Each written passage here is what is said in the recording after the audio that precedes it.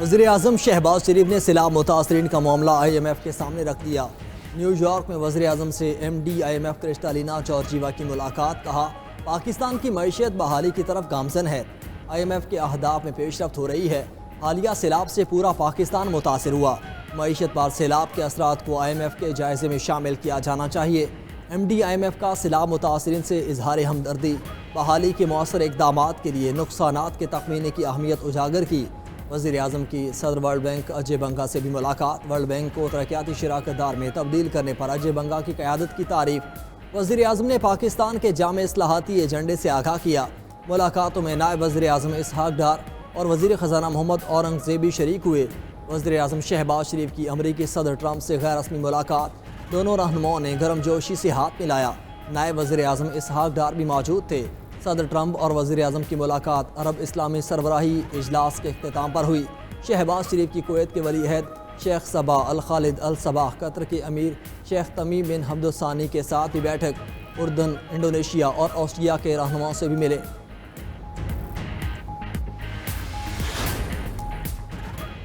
امریکی صدر ٹرمپ کی مسلم ممالک کے سربراہان سے ملاقات۔ ٹرمپ نے ملاقات کو بہت اچھا اور کامیاب قرار دے دیا۔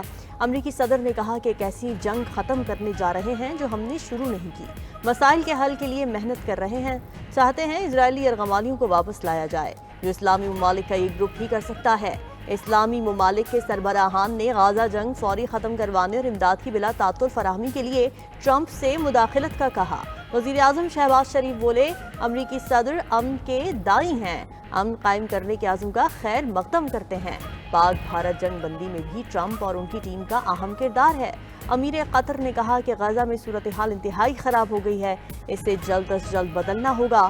ترک صدر رجب طیب اردوغان نے کہا امریکی صدر کے ساتھ غزہ پر ملاقات مثبت اور نتیجہ خیز رہی، امید ہے اچھے نتائج سامنے آئیں گے۔ ملاقات میں قطر، انڈونیشیا، اردن اور مصر کے سربراہان نے بھی شرکت کی۔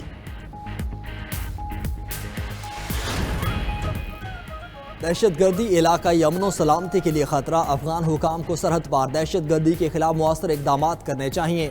نائب وزیر اعظم اسحاق ڈار کا OIC رابطہ گروپ سے خطاب۔ کہا افغانستان میں امن، استحکام اور خوشحالی کے لیے پاکستان پرعزم ہے۔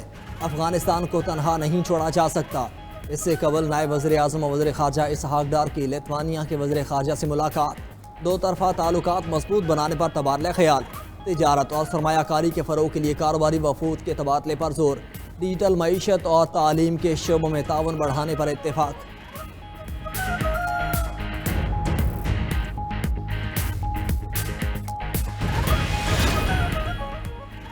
نیو یارک میں مقبوضہ جموں و کشمیر پر OIC رابطہ گروپ کا اجلاس، وادی کی بگڑتی صورتحال پر اظہار تشویش۔ پاکستان، سعودی عرب، ترکیہ، نائجر اور آذربائیجان کے نمائندگان کی شرکت۔ شرکاء نے مقبوضہ کشمیر کی سیاسی اور سلامتی کی صورتحال کا جائزہ لیا۔ معاون خصوصی طارق فاطمی نے بھارت کے غیر قانونی قبضے، ظالمانہ قوانین اور آبادیاتی تبدیلیوں کی کوششوں کی مذمت کی۔ کہا جنوبی ایشیا میں پائیدار استحکام جموں و کشمیر کے تنازع کے حل سے مشروط ہے۔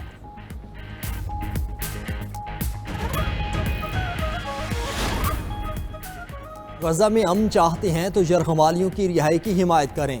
فلسطین ریاست قائم ہونی چاہیے لیکن حماس کے لیے گنجائش نہیں۔ امریکی صدر ٹرمپ کا اقوام متحدہ کے جنرل اسمبلی اجلاس سے خطاب۔ کہا حماس کی وجہ سے جنگ بندی نہیں ہوئی، حماس نے قابل عمل امن معاہدوں کو مسترد کیا۔ حماس کو تمام اسرائیلی قیدیوں کو چھوڑنا ہی ہوگا۔ جو لوگ امن چاہتے ہیں انہیں یرغمالیوں کی رہائی کے پیچھے متحد ہونا چاہیے۔ ٹرمپ نے ایک بار پھر 7 جنگوں کے خاتمے کا کریڈٹ لیا۔ پاک بھارت جنگ بندی کا خصوصی تذکرہ۔ یوکرین جنگ ختم نہ کرنے پر پیوٹن سے اظہار ناراضی۔ الزام لگایا کہ بھارت اور چین یوکرین جنگ کے بڑے سہولت کار ہیں۔ یورپ بھی روسی مصنوعات خرید کر اس کی فنڈنگ کر رہا ہے۔ امریکی صدر نے ایران کو دہشت گردی کا سب سے بڑا حمایتی قرار دے دیا۔ کہا ایران کو کبھی ایٹمی ہتھیار حاصل نہیں کرنے دیں گے۔ صدر ٹرمپ نے مختص 15 منٹ کی بجائے 1 گھنٹے کی تقریر کر ڈالی۔ امریکی صدر ٹرمپ کی جنرل اسمبلی آمد پر پہلے برقی زینہ خراب ہوا۔ ٹرمپ نے خطاب شروع کیا تو ٹیلی پرومپٹر بھی نہ چلا۔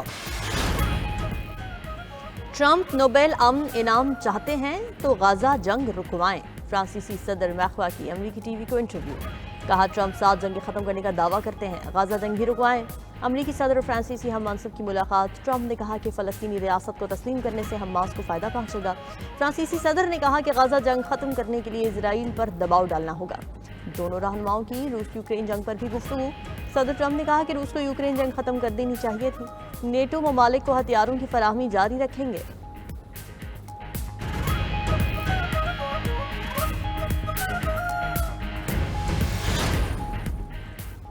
غزہ میں مظالم ڈھانے پر اسرائیل تنہائی کا شکار۔ اقوام متحدہ میں مستقل اسرائیلی مندوب ڈینی ڈینان کو عالمی میڈیا نے گھاس نہ ڈالی۔ اسرائیلی مندوب اقوام متحدہ کے باہر کافی دیر میڈیا انکلوژر میں ادھر ادھر دیکھتے رہے۔ کسی صحافی نے ڈینی ڈینار پر توجہ نہیں دی۔ اس سے قبل اسرائیلی وزیر اعظم کے جنرل اسمبلی سے خطاب کا بھی عالمی برادری کی اکثریت نے بائیکاٹ کیا تھا۔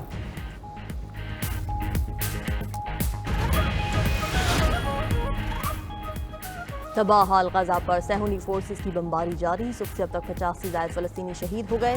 اقوام متحدہ کے مطابق اسرائیلی فورسز غزہ کے عوام پر کھلے عام بمباری کر کے ہزاروں افراد کو نقل مکانی پر مجبور کر رہے ہیں۔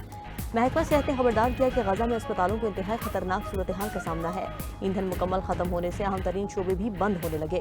ادھر غزہ کے لیے امداد دے جانے والے گلوبل سمود فلوٹیلا کے قریب دھماکے اور ڈرونز کی پروازیں۔ سابق سینیٹر مشتاق احمد نے سوشل میڈیا پوسٹ میں بتایا کہ اب تک 11 دھماکے ہو چکے۔ قافلے کی 9 کشتیوں کو فلیش بینگ سے نشانہ بنایا گیا، لیکن سب کا عزم پختہ اور حوصلے بلند ہیں۔ غزہ پہنچ کر رہیں گے۔ پاور سیکٹر کے 1275 ارب روپے سرکولر ڈیٹ سے متعلق اہم پیش رفت۔ وفاقی حکومت اور کمرشل بینکوں کے درمیان معاملات طے۔ رائے کے مطابق فائنینسنگ سہولت معاہدے کی تقریب آج وزیر اعظم آفس میں شیڈیول۔ وزیر اعظم شہباز شریف ویڈیو لنک کے ذریعے شریک ہوں گے۔ تقریب میں 18 بینک ڈسکوز، چیئرمین نیپرا اور گورنر اسٹیٹ بینک شریک ہوں گے۔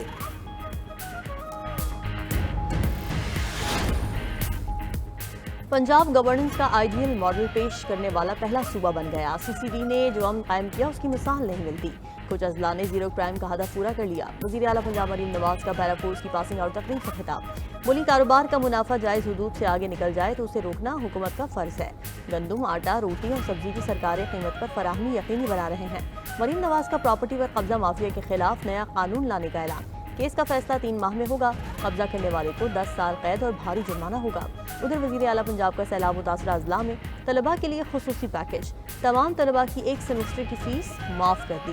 بی ایس فرسٹ ایئر طلباء کی داخلہ فیس اور سال اول کی فیس بھی معاف۔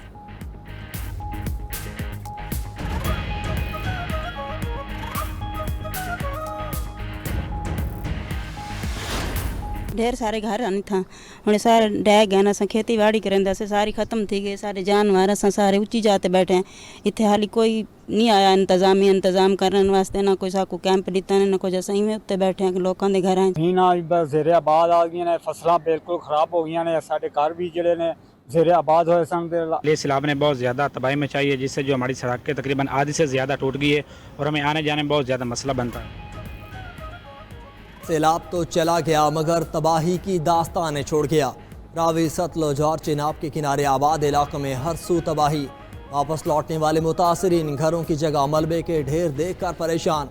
گھر بار بچے نہ ہی فصلیں، جانور اور املاک پانی میں بہہ گئے۔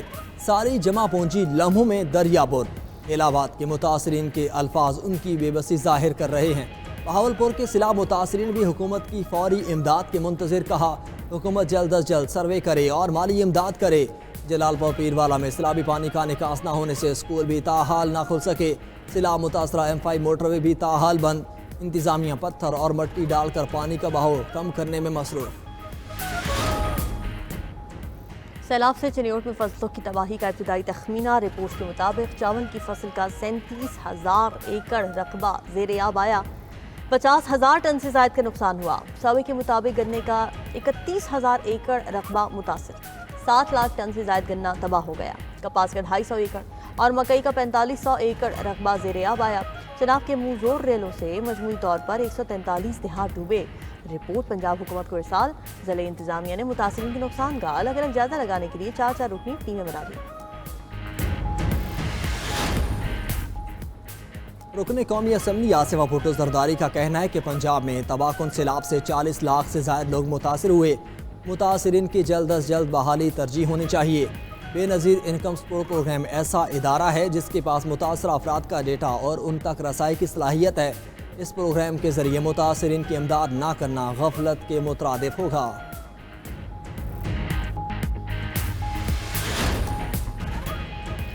पार्टी का एक भी मंसूबा मुकम्मल नहीं हो पाया। K4 समेत कितने ही मंसूबे हैं जो सालों से अटके हुए हैं। रहनुमा MKM फारूक सत्तार की सिंध हुकूमत पर तनकीद। बोले पीपल्स पार्टी में कराची कोई काम सीधे तरीके से कर दें तो हज़ारों डॉलर इनाम रखना चाहिए। इनसे रेड लाइन बन नहीं रही, अब ग्रीन लाइन पर भी काम रुकवा दिया क्योंकि इसका सहरा MKM को मिलता।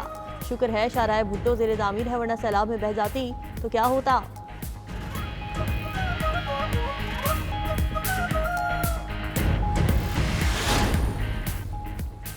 सिंध मोटर व्हीकल रूल्स 1969 में तरमीम, भारी कमर्शियल गाड़ियों के लिए नई शराइत पर अमल दरामद लाजमी करार।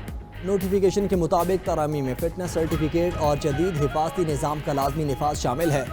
इंटरप्रोवेंशनल रूट्स पर 20 साल से ज़ायद पुरानी गाड़ियों को परमिट नहीं मिलेगा। सीनियर वजीर शजील मेमन कहते हैं कमर्शियल गाड़ी को बगैर ट्रैकिंग और हिफाजती निज़ाम के चलने की इजाज़त नहीं होगी। ट्रैफिक हादसात की बड़ी वजह पुरानी गाड़ियाँ हैं।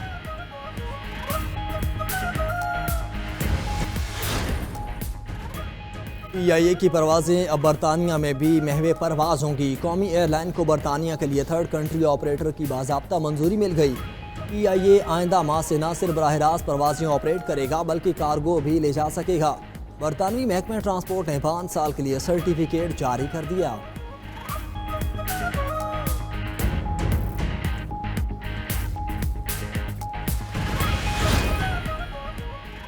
खलीज ताउन काउंसिल का बड़ा फैसला, अब एक वीज़े पर 6 खलीजी ममालिक का सफ़र करेंगे। GCC का ग्रैंड टूर्स वीज़ा के नाम से शेंजन मॉडल तर्ज का वीज़ा मुतारिफ कराने का ऐलान। आजमाइशी आगाज़ रवां साल के आखिर में होगा। सऊदी अरब, UAE, कतर, बहरीन, कुवैत और ओमान में बगैर रुकावट सफ़र मुमकिन होगा। वीज़ा की मुद्दत 30 से 90 दिन तक होगी।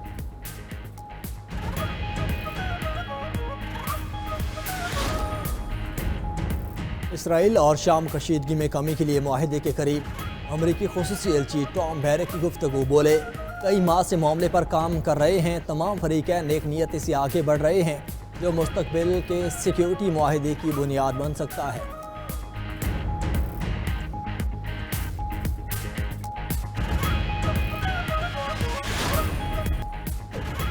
दुबई में बुलंद इमारत में लगी आग बुझाने के लिए जदीद ड्रोन्स का इस्तेमाल। अलबुर्शा में 14 मंजिला रिहायशी इमारत में अचानक आग लगी।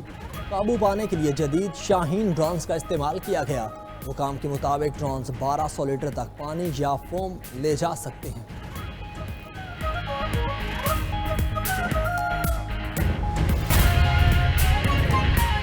भारतीय गैर कानूनी ज़ेर कब्जा जम्मू कश्मीर के इलाके लद्दाख में फसादात फूट पड़े हैं। बुनियादी इंसानी हुकूक की खिलाफ वर्जियों और मुतालबात तस्लीम न होने पर एहतजाजी मुजाहरे, तलबा और पुलिस के दरमियान झड़पें। मुश्तैल मुजाहिरीन ने BJP के दफ्तर और एक गाड़ी को आग लगा दी। पुलिस ने मुजाहिरीन को मुंतशिर करने के लिए लाठी चार्ज और आंसू गैस का इस्तेमाल किया। एहतजाज लद्दाख को रियासती दर्जा देने के लिए किया गया। 6 अक्टूबर को मरकज़ और लद्दाख की नुमाइंदा तंजीमों के दरमियान मुज़ाकरात का नया दौर मुतवक्किल है। तो भारतीय गैर कानूनी ज़ेर कब्जा जम्मू कश्मीर के इलाके लद्दाख में फसादात फूट पड़े हैं। बुनियादी इंसानी हुकूक की खिलाफ वर्जियाँ की जा रही हैं और मुतालबात तस्लीम न होने की वजह से एहतजाजी मुजाहरे किए जा रहे हैं। तलबा और पुलिस के दरमियान झड़पें भी हुई इस मौके पर और मुश्तैल मुजाहिरीन ने BJP के दफ्तर और एक गाड़ी को आग लगा दी। पुलिस ने मुजाहिरीन को मुंतशिर करने के लिए लाठी चार्ज और आंसू गैस का इस्तेमाल किया।